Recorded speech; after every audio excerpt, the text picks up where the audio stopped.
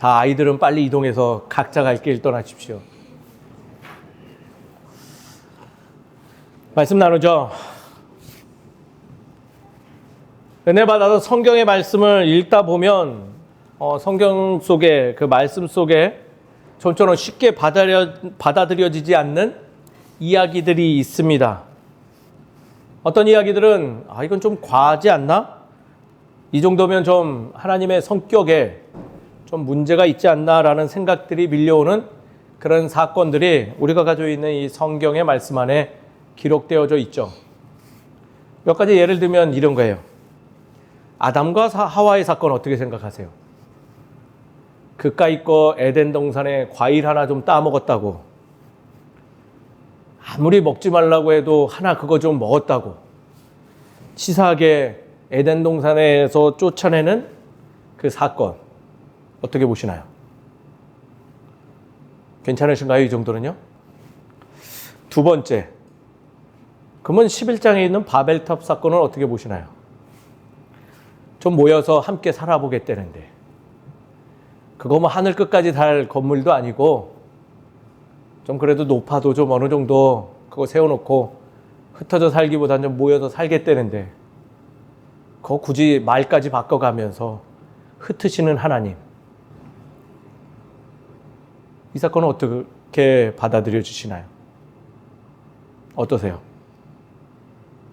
침묵하시는 거 보니까 둘 중에 하나네요. 오늘 이 목사가 무슨 꿍꿍이로 저러나 그거 하고, 다른 거 하나는 그 정도는 받아들일 수 있지라고 하겠죠. 조금 더 가보죠. 여호수아에서 보면 정복 전쟁을 하고 있는 사람들 중에 아간이라는 한 리더가 그 전쟁의 소유물을 은닉했죠. 그래서 그걸로 인해 심판받았어요. 어떻게 생각하세요? 어떠세요? 그거 뭐 전쟁 중에 그거 조금 수고했는데 어떠한가요? 이 정도도 괜찮으세요? 신약으로 넘어와 보죠. 멀쩡히 서 있던 무화과 나무. 예수님이 성전을 둘러보시고 나오신 후에 무화과 나무 보며, 야, 너는 왜 이렇게 이파리만 잔뜩이냐? 어찌 열매는 없냐? 너는 영원히 저주받을 거라는 그 사건. 어떻게 받아들이시나요? 하나같이 좀 받아들이기 힘든 내용이에요. 그러나 그 사건의 내면을 깊숙이 묵상해 보면 그 외형적으로 드러나는 사건과는 다르게 중대한 오류를 범하고 있음을 발견하죠.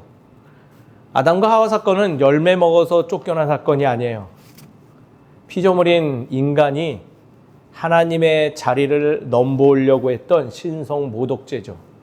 하나님이 되고자 과일을 먹은 것 때문에 벌받게 된 거예요. 바벨탑 사건, 그냥 모여서 건축했다고 혼낸 거 아니에요. 하나님 없이도 우리끼리 잘 살 수 있다. 창조주가 없어도 나는 힘과 능력으로 얼마든지 살아갈 수 있다라는 인간의 교만에서 시작되어진 형벌이죠. 아간의 범죄, 그거 하나 할 수 있다고 하지만 그 내면을 살펴보면 공동체의 이익을 나만이 탐닉하여 그 공동체의 근간을 흔들려고 했던 그의 모습. 아마 아간의 그 범죄를 은닉해놓고 덮어버렸으면 더 이상 그들은 하나님의 약속의 땅에 정복의 전쟁을 더 이상 실행하지 못했을 거예요. 왜? 내 이익이 중요하지 하나님의 사명이 중요한 게 아니기 때문이죠. 무화과 나무의 사건도 동일합니다. 성전에 열매 없음, 교회가 교회된 모습을 갖지 못하는 그 모습을 무화과 나무의 모습과 동일시하며 저주한 사건으로서 모든 신앙인들에게 경고하는 하나님의 메시지였던 것이죠. 좀 과하다고 생각할 수 있겠지만 그 속내들은 하나같이 결코 타협할 수 없는 중요한 요소다라고 얘기할 수 있다는 거예요. 무엇 하나 그냥 결코 잊혀서도 아니 되며 타협해서도 아니 되는 사건들, 그러한 내용들이 지금 말씀에 기록되고 있는 거예요. 그런 말씀 중에 하나가 오늘 아나니아 삽비라의 죽음의 말씀입니다. 이 두 부부의 죽음, 무엇을 우리에게 알려주고 있는 중요한 이야기일까요? 우리는 지난주에 사도행전 4장 23절에서 37절의 말씀을 살펴보면서 성령의 부흥의 열매들이 어떠한지를 알게 됐어요. 기억나시나요? 믿음은 구체적이다. 왜냐하면 그 주를 믿는 믿음으로 말미암아 구체적으로 삶에서 드러나기 때문이다. 그 드러남이 무엇이었어요? 성도가 서로의 생명을 돌보고자 자신의 재물들을 나누어 통용하기 시작했다라는 거잖아요. 단순히 예물을 나눠라가 아니라 그 안에 담겨져 있는 마음은 주를 믿는 마음으로 주께서 그토록 사랑하고 보호하고자 하는 타인의 생명에 내가 무책임하게 살아가지 않겠다는 결단의 모습이라는 것이죠. 그런 사람 중에 한 명 누구였어요? 마지막 구절에 보니까 바나바였던, 이 이후에 처음 교회, 초대교회 리더자였던 바나바도 그리하였다라고 4장을 마무리하고 있죠. 오늘 그 말씀에 이어서 나오는 이야기가 그 반대되는 모습, 아나니아와 삽비라의 모습인 거예요. 교회 공동체 성령 부흥 운동, 구체적인 나눔과 통용의 모습을 통해서 하나님 나라의 열매들이 우리의 삶에서 구체적으로 열어져가는 그 모습 뒤에 기록된 모습은 참으로 안타까운 모습인 것이죠. 그리고 그 모습 속에 우리에게 간접적으로 말씀하고 있는 문제는, 이 부부의 죽음에 담겨 있는 메시지는 결코 너희들이 타협해서도 아니 되는 문제며, 이거는 하나님께서 결코 용납할 수 없는 문제다라고 이야기하고 있는 거예요. 뭘까요? 교회에다 예물을 바치지 않으면 저주받아서 죽습니다. 그런 메시지일까요? 헌금 생활 안 하고 봉사 안 하면 보십시오, 하나님께서 여러분들을 저주할 거고, 보십시오, 곧 좋지 못한 일이 벌어져서 큰일 납니다 라는 데 사용되어질 말씀일까요? 아니에요. 우리가 꼭 기억해야 되는 중요한 메시지가 있다는 거예요. 주의 성령의 부흥의 운동에 가로막는 구체적인 그리고 실제적인 우리의 연약함이 어디에 있다? 우리의 마음 한구석에 자리 잡고 있음을 기억하라는 메시지가 담겨 있는 거예요. 부흥을 방해하는 선택들, 그 출발점, 그 책임은 누구에게 있다? 바로 나 자신, 우리에게 있음을 기억할 것을 말씀은 이 아나니아와 삽비라를 통해서 우리에게 이야기하고 있다는 거예요. 아나니아와 삽비라, 혹시 그 이름의 뜻을 알고 계신가요? 아나니아와 삽비라.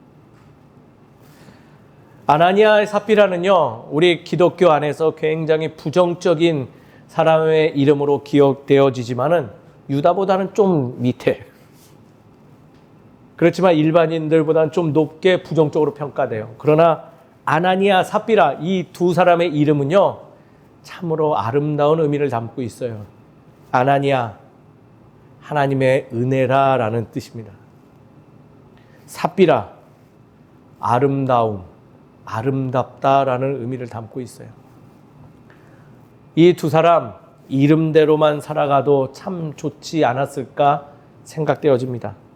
그래서 더 아쉬움이 밀려와요. 이리도 좋은 이름을 가지고 있으나 그들의 삶은 이름과 어울리지 않게 부정적으로 살아갔던 인물로 기억되어지며, 그 이름과는 다르게 잘못된 선택을 자행했던 인물들이니 그 모습이 안타까움으로 밀려와요. 이름만으로도 그래서 신앙적 교훈이 하나 밀려오죠. 좋다고 방치하지 말고 그 안에 담긴 귀한 의미들을 되새기는 것은 매우 귀한 일이다라는 것을 우리는 배울 수 있다라는 거예요.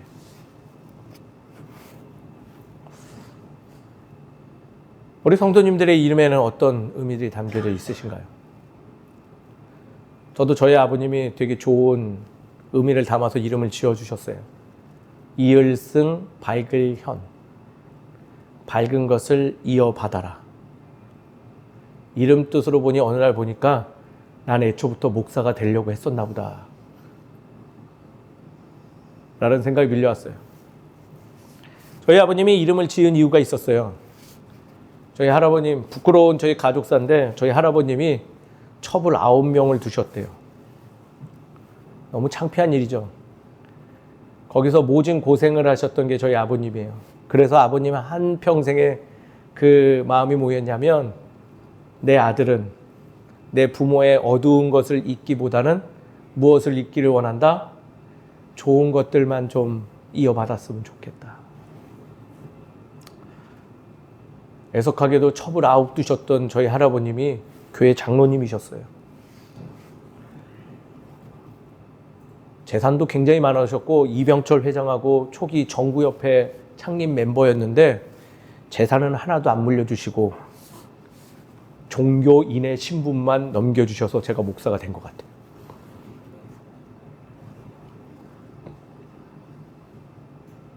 간접적인 이야기지만 우리에게 갖고 있는 귀한 것들을 좀 살피는 여유로움이 있었으면 좋겠습니다.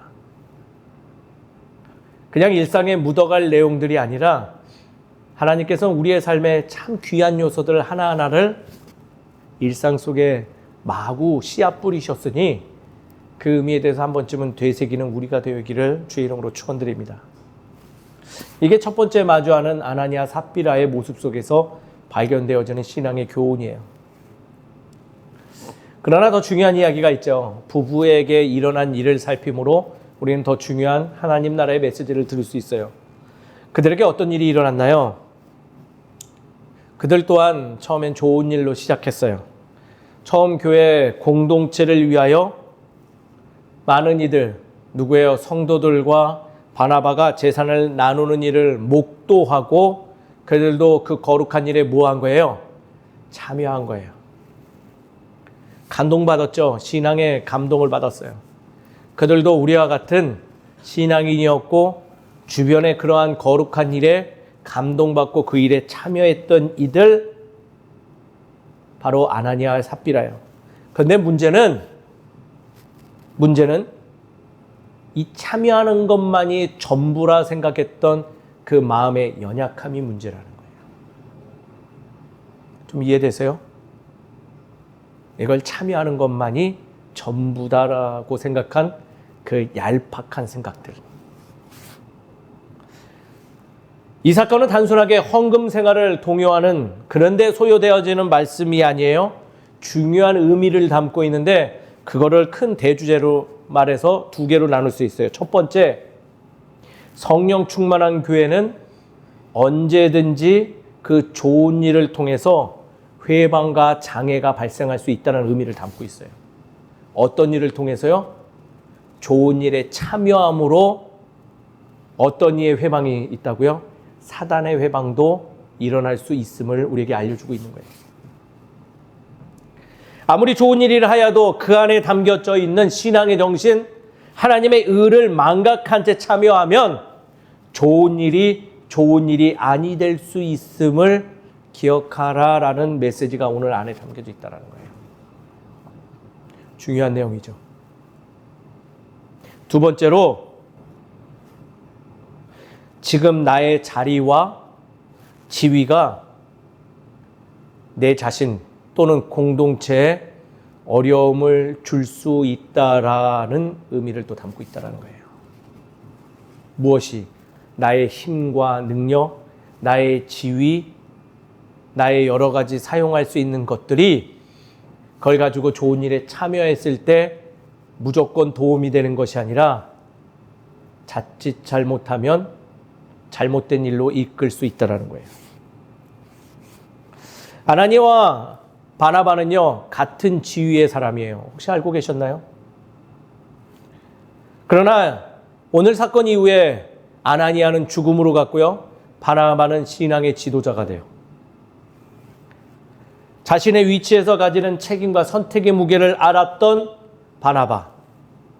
그는 다른 마음이 아니라 참여하는 데 그친 것이 아니라 이것을 왜 참여하는지에 대해서 깊이 상고하고 자신의 자리에서 최선을 다할 수 있는 그 마음을 가지고 참여했더니 신앙의 지도자가 된 반면 독일한 출발선상에 있었던 아나니아와 또 그의 아내 삽비라는요, 내가 이 정도 있는 이 재물 속에서 이렇게 하면 뭔가 도움이 되겠지, 우리 부부에게 이익이 되겠지, 이렇게 하면 많은 이들이 바나바를 떠받든 것처럼 나를 지금보다 더 나은 자리로 이끌어주겠지라는 생각이 그로 하여금 죽음으로 향하게 만들었다라는 거예요. 그리고 교회 공동체는 이러한 요소들 그대로 방치하고 그냥 놔두면 하나님 백성의 승승장구하는 성령의 운동에, 그 성령의 전진에 방해가 되었기 때문에 그들의 죄가 널리 퍼져나갈 수 있고 너무나 보편적인, 그리고 너무나 사사로운 것 같은 그 죄가 쉽게 우리 안에 녹아들 수 있기 때문에 그것을 막는 차원에서 단호하게 그들을 죽이는 거룩한 일을 시행했다는 거예요. 놀라운 것은요, 아나니아의 삽비라의 죽음은 공식적으로 교회가 하나님의 권능으로 치리한 사건이라는 거예요. 근데 그것이 무엇이라고요? 그 마음 안에 본질을 망각한 채 참여하는 그 옅은 마음들, 자신의 지위와 자신의 능력을 가지고 무언가 여기에서 대우받으려고 했던 그 마음들을 거부했다라는 거예요. 이 일들은 우리 주변에 아주 흔히 있습니다. 말씀은 분명히 말하죠. 신앙 공동체 근간을 흔들 수 있는 중요한 요소는 외부적인 게 아니라 어디에 있다? 내부적인 우리의 마음에 있다는 거예요. 그것을 외면적으로 약하다 하여 방치해서는 아니 되고 결코 타협해서는 아니 됨을 이 두 사람의 죽음을 통해서 우리에게 강력하게 이야기하고 있음에도 불구하고 2000년이 그보다 훨씬 지난 우리들은 여전히 아직 그 문제로부터 자유롭지 못하다는 거예요. 비일비재하게 우리 주변에 너무나 많이 드러나고 있죠. 예를 들면 이런 것들이죠. 아주 쉬운 예예요. 봉사의 의미를 망각한 채 교회 일에 참여하는 이들 너무 많아요. 교회 봉사하러 오시는 거예요? 정확하게 질문해 보세요. 봉사하러 오시는 거예요? 왜 오시는 거예요? 교회를 우리가 왜 가는 거예요? 예배 드리려고 가는 거예요. 주를 만나기 위해서 가는 거예요. 말씀을 통해서 주의 뜻을 알고자 가는 거 아니에요? 본질을 망각한 채 봉사에 매몰되니 그렇게 시작된 봉사들 늘 사건 사고가 비일비재하고 늘 너무나 쉽게 중단되어지는 일들을 많이 발견하게 돼요. 또 누군가를 상처 주죠. 주의 일에 참여한다고 하지만 상처받은 이들만 주변에 너무나 많이 있어요. 그래서 결국은 그 원망이 누구에게 가요? 하나님께 가죠. 내가 괜히 신앙생활했어? 하나님이 나를 도와주지도 않아.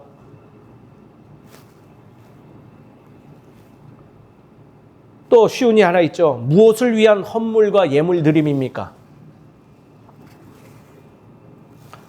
많이 드려지고 많이 사용되어져도 그것이 교회에 어떠한 의미가 되십니까?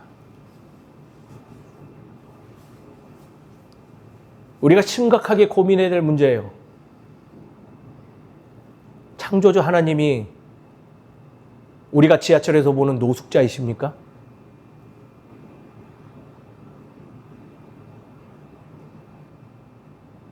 우리가 흘러넘치는 재물이 있어서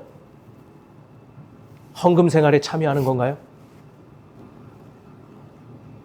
아니면 내가 그것을 통해서 무언가 과시하고 대우받고자 그 일에 참여하는 건가요? 본질을 왜곡한 채 자꾸 교회의 그러한 요소들로 참여를 하니 다른 것만 보이고 은혜가 없고 넘어지는 경우가 종종 있으며, 더 나아가 교회가 20년, 30년, 100년이 됐는데도 그 지역사회에 아무 영향력이 없는 그냥 민폐 공동체로 남는 경우가 많이 있죠. 우리의 자리들은 어떻습니까? 임직, 위임, 임명식은 넘쳐나고 축제처럼 하는데 무엇을 위한 임직입니까? 무엇을 위한 위임입니까? 무엇을 위한 임명인가요?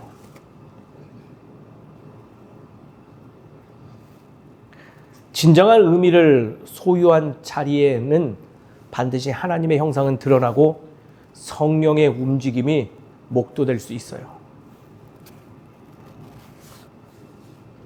그러나 우리는 본질을 망각한 채 자꾸 행위적인 것, 단순함으로 참여하고 있으니 아나니아의 삽비라의 모습처럼 우리도 그렇게 살아가며 두려움에 떨고 살아가고 있지는 않는가 생각되어진다는 거예요. 신앙의 부흥을 방해하는 요소는요, 바로 나예요. 잘못된 선택의 책임은 나의 중심에 있어요.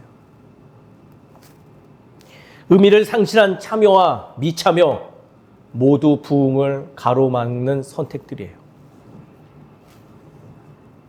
성경 말씀 그대로 가져올까요? 성령 회방이에요.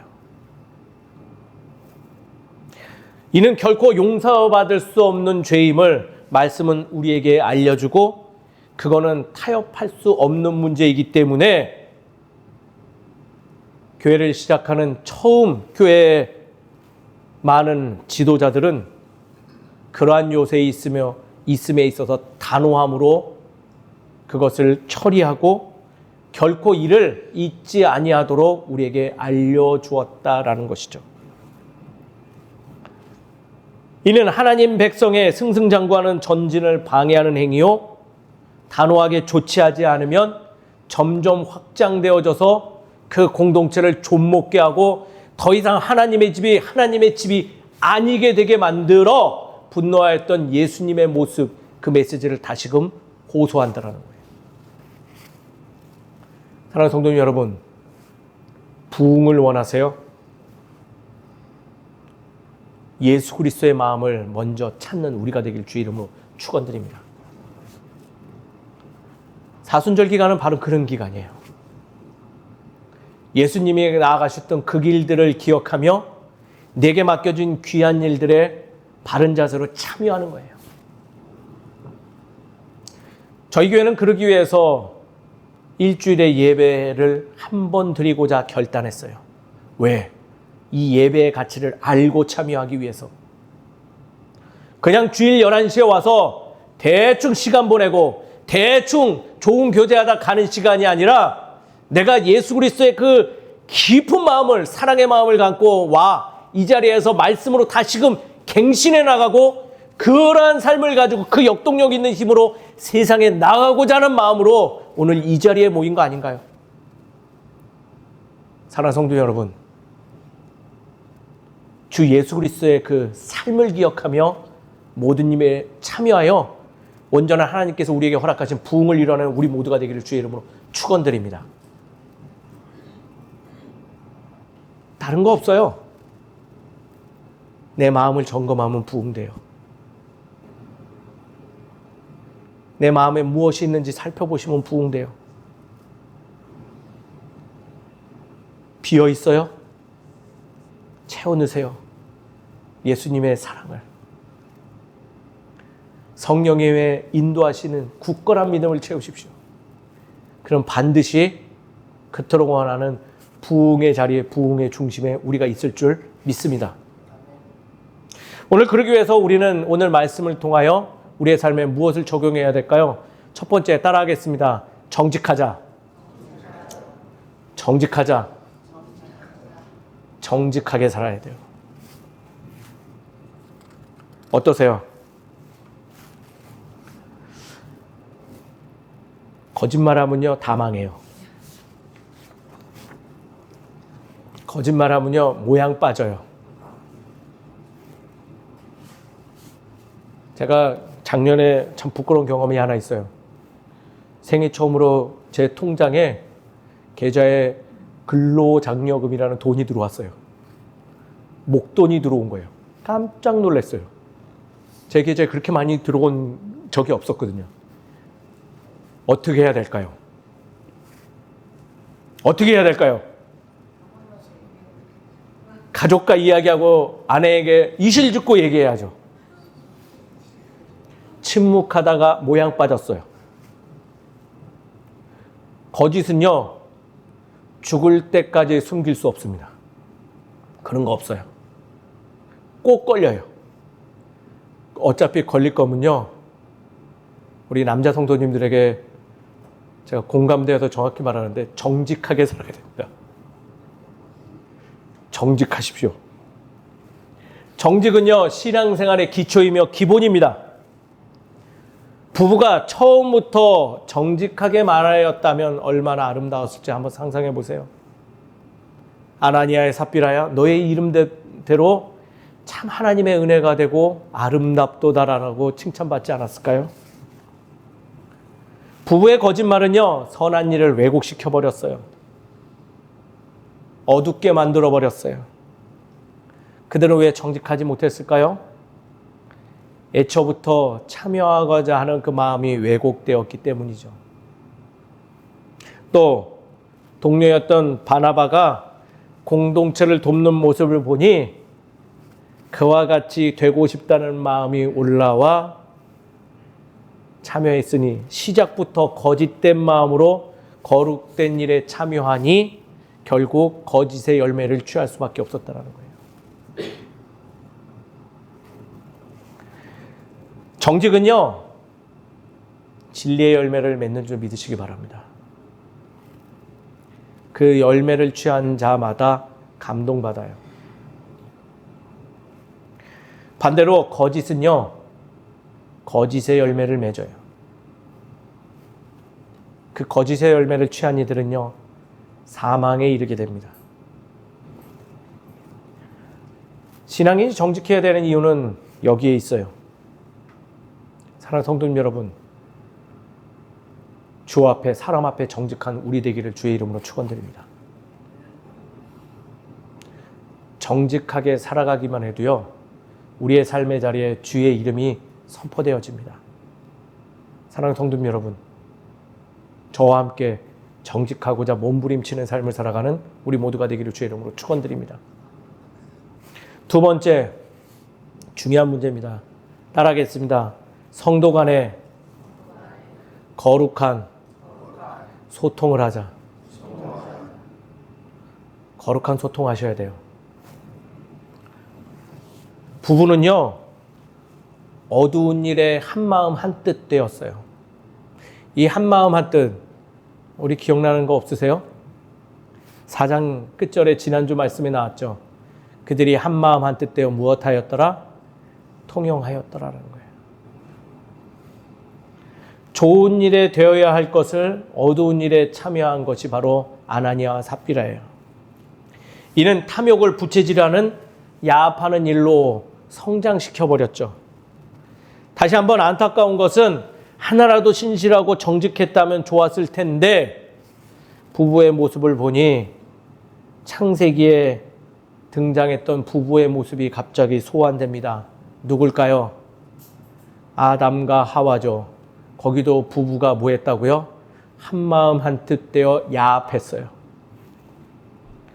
부부가 착당하여 함께 먹고 함께 거짓말하다가 아름답게 함께 쫓겨났죠.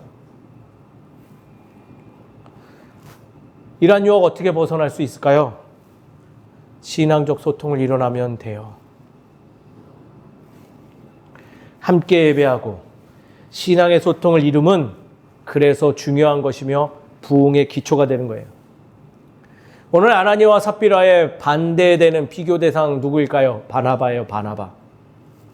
그의 실천은요, 교회에 도움이 되고자 하는 그 신앙의 감동에서부터 출발했어요. 그래서 별로 수식어가 쓸 게 없어요. 바나바가 모든 재산을 밭이 있음에 팔아 그 값을 가지고 사도들의 발 앞에 두니라라고만 기록되어 있죠.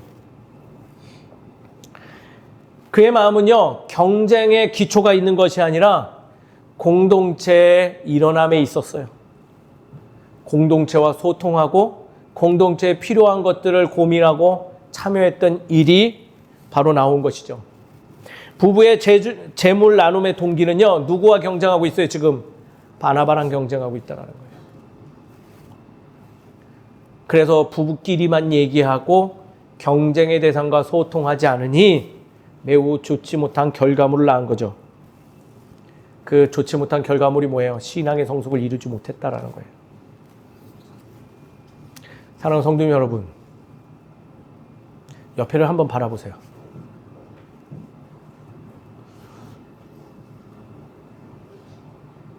앞뒤도 한번 보세요.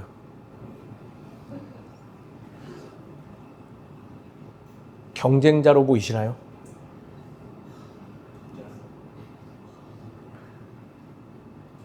서로를 바라봄에 있어서 소통의 대상임을 기억하는 우리가 되기를 주의 이름으로 축원드립니다. 나를 거짓으로부터 멀게 하는 이가 바로 그 사람이에요. 부동산 얘기, 자녀 합격한 얘기, 돈 벌 얘기 하지 마시고요. 그들과 더불어 신앙의 소통, 성령님의 이끄심의 거룩한 사건들을 나누다 보면요, 놀라운 것은 무엇이냐? 내가 성장됨을 깨닫게 되는.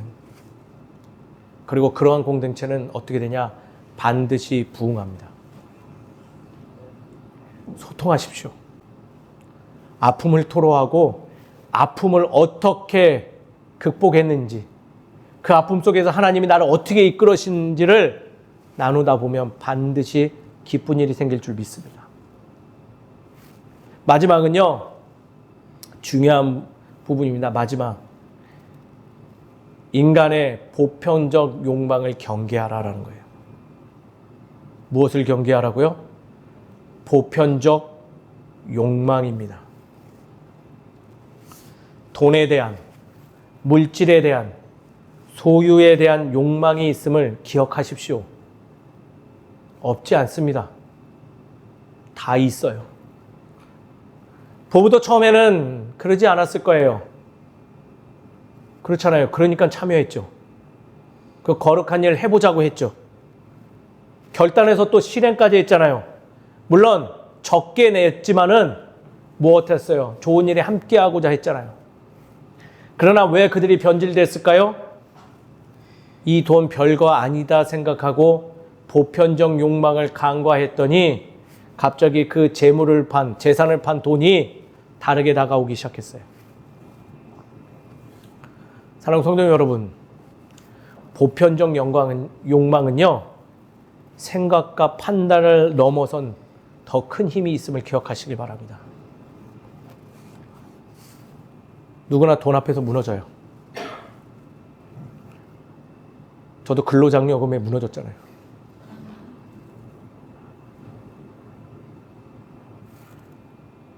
저만 넘어지는 게 아니라 우리 다 넘어져요. 그것만 무너질까요? 가족, 형제, 공동체, 모든 정의 또한 무너져요. 세계 평화도 무너질 수 있어요. 미국과 우크라이나의 모습을 보면요, 그 결기를 갖고 싸웠던 우크라이나, 요즘 미국의 자본에 무너지고 있어요.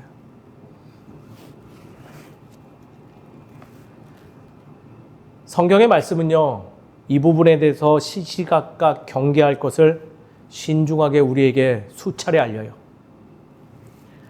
처음부터 신중하고 어려운 문제라는 것을 인식하기를 바라는 마음으로 하나님은 우리에게 끊임없이 너희 안에 그 욕망을, 그 물질을 향한 욕망이 얼마나 큰지에 대해서 끊임없이 이야기한다는 거예요. 오늘 말씀은요, 예물을 잘 드리라는 권면 아니에요. 오히려 그 예물에 담겨져 있는 어려움이 있으니 그 안에 담겨진 너의 욕망이 있으니 무엇하라? 경계하고 균형을 맞추라라고 이야기하고 있다는 거예요. 또한 더 나아가서 이 세상은 세상을 살아가는 데 있어서 물질과 소유에 있는 것이 아니라 그것을 넘어선 나의 의가 있다, 하나님 나라의 마음이 있다라고 우리에게 알려주는 사건이죠. 추상적이지 않아요. 실제적인 사건이에요. 내 삶의 진정한 주인이 누구인가? 하나님인가? 돈인가? 라고 우리에게 직접적으로 묻고 있는 사건이라는 거예요. 자신 있게 말씀드릴 수 있어요. 돈 앞에 장사 없어요. 저도 얼마든지 넘어질 수 있어요. 성령의 거룩한 소통과 함께 사단은 이 보편적 욕망에 탑승해서 우리의 근간을 흔들어요. 사랑하는 성도님 여러분, 마음 안에 있는 그 보편적 욕망 간과하지 마세요. 그것을 위해서 끊임없이 기도하십시오. 그걸 이길 힘을 달라고 기도하세요. 우리와 살아가면서 우리가 사용되어질 도구이니 그것을 어떻게 하면 주님의 마음에 합하게 사용할 수 있는지에 대해서 고민할 줄 아는 신앙이니 성숙한 신앙이요 부흥을 일으킬 수 있는 주의 거룩한 백성임을 기억하시기 바랍니다. 말씀을 정리하죠. 교회는요, 거룩한 예수님의 피값으로 세운 공동체입니다. 하나님 아버지의 마음으로 그 하나님 나라의 질서로 운영되어지는 것, 그것이 바로 교회 공동체며 그것을 살아가는 힘이 신앙의 마음인 것이에요. 사랑하는 성도님 여러분, 작은 일에 충성하지 못하는 이들이 교회와 교회되지 못하는 일에 앞장서는 인물이 됨을 기억하십시오. 오늘의 말씀을 새겨서 우리 안에 있는 연약함들을 이겨내는 그 힘이 말씀이 되기를 소망하시고 그것을 넘어서 부흥을 이뤄내는 우리 모두가 되기를 주의 이름으로 축원드립니다. 사단은 아주 강계해서 우리의 가장 연약한 곳을 파고듭니다. 거룩한 일에도 그들은 얼마든지 틈탈 수 있어요. 그것을 기억하시며 주의 마음을 소유하고 그 마음으로 부흥의 앞장서는 우리 모두가 되기를 주의 이름으로 축원드립니다. 함께 기도하겠습니다.